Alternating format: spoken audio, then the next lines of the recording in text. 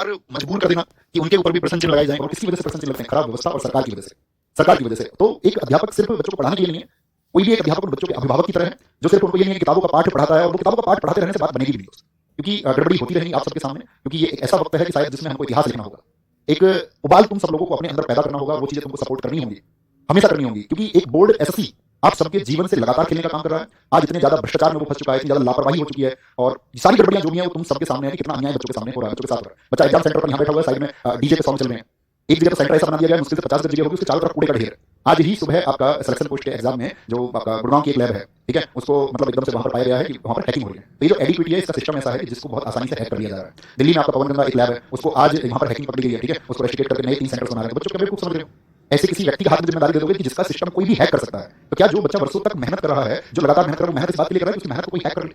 कैसे तुम सब मेहनत करते हो? तो मुझे बताओ कि जो आपका कोई बच्चा अपना घंटे 2 घंटे 3 घंटे की परीक्षा के लिए वो वर्ष 2 वर्ष और 3 वर्ष तैयारी कर रहा है, और उसको फिर बाद में पता चलता है कि जो सिस्टम इसको ऑर्गेनाइज कर रहा है वो कोई ऑर्गेनाइज सिस्टम है ही नहीं, एक भ्रष्ट संस्था है। एडिक्विटी जो साथी आपका बैन हो चुकी पहले, उसी को तुम फिर से टेंडर दे दोगे, इस बात के लिए टेंडर दे दोगे कि भाई ये कम खर्चे में एग्जाम ऑर्गेनाइज करा लीजिए। ऐसे तो कोई बच्चा खड़ा हो जाएगा स्टूडेंट्स में से, कहेगा कि यार ये रोजगार मुझे ही दे दो तुम। क्यों नहीं ऐसा करते? मोदी जी ये रोजगार इस बच्चे को दे दो और ये बच्चा ये काम करेगा, ये सेंटर चलाएगा। क्योंकि होगी गड़बड़ी है, लास्ट उस बच्चे के द्वारा बनाए सिस्टम को गड़बड़ी हो जाएगी। तो उससे अच्छा है कि फिर वो 4 लोग आएंगे कि हम तो एकदम से 10-10 रुपए में पेपर करा देंगे, कोई बोलेगा हम ये 5-5 रुपए में पेपर करा देंगे। तो तुम क्या बच्चों से पैसे लेते नहीं? आप बच्चे से हर एक स्टेप पर पैसा लेते हो। बच्चा कभी उस एक चीज का विरोध ही नहीं करता कि मेरी फीस नहीं ली जा रही है या कोई फीस बढ़ाएंगे, उसको कोई विरोध करने का मतलब नहीं देता है। उसको जानता है कि सिस्टम में पैसा लगता है, ऑर्गेनाइज होने में पैसे लगते हैं। लेकिन जब आप उसके पैसे का दुरुपयोग करोगे और उस दुरुपयोग को करके आप उसके जीवन को प्रभावित करोगे, और ऐसा जीवन उसका प्रभावित करोगे कि वर्षों दर वर्ष जो उसने मेहनत की है उसका जो नतीजा है वो उसको शून्य मिलेगा। आपके सामने आपने देखा होगा, अक्सर पिछले वर्षों से आप देख रहे हैं कि पेपर लीक की खबरें आती हैं। सरकार क्या कहेगी? ढोंग के नाम पर उसको जांच का एक नाम दे देती है, कहते हैं इसकी जांच कराएंगे, हम इसकी जांच करा के और तब इसको बढ़ाएंगे। इतने में ही एक अभ्यर्थी उस इंतजार को करता रहता, वर्षों का इंतजार करता रहता। बहुत सारे लोगों की उम्र पूरी हो जाती है, उम्र पूरी हो जाती है, और कभी कभी तो ऐसा हो जाता है रिजल्ट का इंतजार। सीपीओ में क्या चल रहा है? सीपीओ का रिजल्ट क्यों क्यों रोका हुआ भाई साहब आपने? ऐसी क्या मतलब? एक फिक्स टाइम पर आप परीक्षाओं को आयोजित करें, एक फिक्स समय पर अगली परीक्षा से पहले एक आंसर की आप दे दें, एक रिजल्ट आप समय पर दे दें। तो वो मतलब क्यों नहीं कर पा रहे? उसमें ट्रांसपेरेंसी क्यों नहीं है? पारदर्शिता क्यों नहीं है? लोगों तक आप ये मैसेज क्यों नहीं देते हो कि भाई ये कारण है, इसका उचित कारण ये है? ऐसा एक उचित कारण दीजिए ना जिस पर विश्वास किया जा सके। जितनी भी धांधलियां हैं, जितनी भी भर्तियों में देरी है, जितने भी पद गायब हो रहे हैं, जितनी भी पारदर्शिता की कमी है, ये अब कॉमन बातें हो चुकी हैं। इस देश में कॉमन बातें हो चुकी हैं, और नेता अपने एसी के कमरे में बैठ करके ठहाके मार रहे हैं, हंस रहे हैं। एक बच्चा घर में बैठ करके अपने सपनों को कुचल करके रो रहा है, और ये लोग वहां संसद में बैठ करके मतलब मस्खरी करते हैं एक दूसरे पर। एक दूसरे पर ये लोग मतलब कटाक्ष करके वहां हंसते हैं। बच्चे किसी को टैग कर देंगे ट्विटर पर, तो तब नेताओं को पता चलता है कि इस देश में चल क्या रहा है, कि मुझे इस बच्चों के पक्ष में सदन में बोलना है नहीं बोलना। कभी कभार बहुत बच्चे ट्वीट कर देंगे किसी को टैग कर करके, तो नेताओं को सुध आ जाती है कि हाँ ठीक है, ये सही मुद्दा है, इस पर बहुत सारे बच्चों का जन आक्रोश है, इस पे बच्चे आक्रोशित है, तो इस पक्ष में मुझे बोलना चाहिए। लेकिन फिर वही बात आपका एक समय के बाद में नहीं सुनी जाती है। अभी आप देखिए कितना बोला गया रेलवे रिफॉर्म्स को लेकर के, तो नहीं सुना किसी ने। खूब ट्वीट किए, सब लोगों ने ट्वीट किए। तो हम सिर्फ एक सवाल पूछना चाहते हैं कि क्या ये मतलब ऐसे न्यू इंडिया को हम चाहते थे? क्या ये सही में न्यू इंडिया है, जहां ऐसी स्थिति आ गई है कि छात्र वर्ग इस देश में सड़कों पर बैठने के लिए सोच रहा है, जहां पर छात्र हर पल ये सोच रहा है कि मेरा भविष्य सुनिश्चित होगा भी या नहीं भी होगा? क्या जो मैं तैयारी कर रहा हूं इसको एक दिशा मैं दे भी पाऊंगा? क्या मैं सफल हो भी पाऊंगा? क्या इसी न्यू इंडिया की संकल्पना हम करते हैं दोस्त? आप बताइए मुझे। क्योंकि आप परीक्षा नहीं ले रहे हैं सिर्फ, और परीक्षा लेके उसके बाद में जब बच्चा धांधली, हैकिंग, किसी भी फर्जी कोई भी एंट्री करा लेना, पैसे वाले बच्चों की, कहीं पर भी ये सुनने में आया, कहीं पर भी आपका किसी खराब व्यवस्था को आप लोगों ने जिम्मेदारी दे दी बिना किसी जांच पड़ताल के। क्या ये एक बच्चे के विश्वास का कत्ल नहीं है? जो विश्वास वो इस देश के प्रति रखता है, इस देश के उन सर्वे सर्वाओं के प्रति रखता है कि हाँ वो लोग हमारे लिए कुछ सोचेंगे, क्योंकि हम इस देश के बच्चे, हम सुनते आए कि जिस ओर जवानी चलती है उस ओर जमाना चलता है। लेकिन ये भारत क्यों नहीं चल रहा है उस जवानी के लिए? ये भारत के नेता क्यों नहीं तड़प रहे हैं उन जवानों के लिए कि ये वही लोग हैं जो कल सिस्टम में बैठेंगे, यही लोग हैं जो इस देश को सुधारने का काम करेंगे, और इनको एंटर कराने के लिए जो व्यवस्था है वो एकदम से भद्दी व्यवस्था है। क्योंकि ऐसा नहीं है ना कि कोई भी छात्र जिस भर्ती को पास करके जाएगा, भर्ती होगा, कल को उसको सिस्टम चलाना है ना आगे।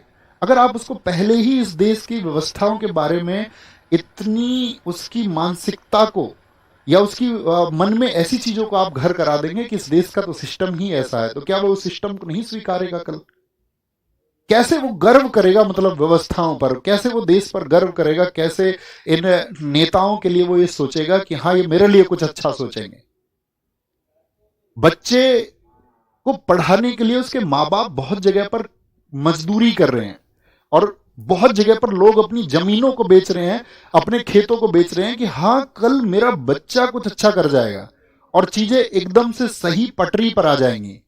कोई पूरी रात को बच्चा जागकर इस बात के लिए पढ़ रहा है कि कल एक दिन एक सवेरा आएगा और उस सवेरे के होने के बाद में वो संघर्ष थोड़ा सा विराम ले लेगा, वो संघर्ष थोड़ा सा थम जाएगा।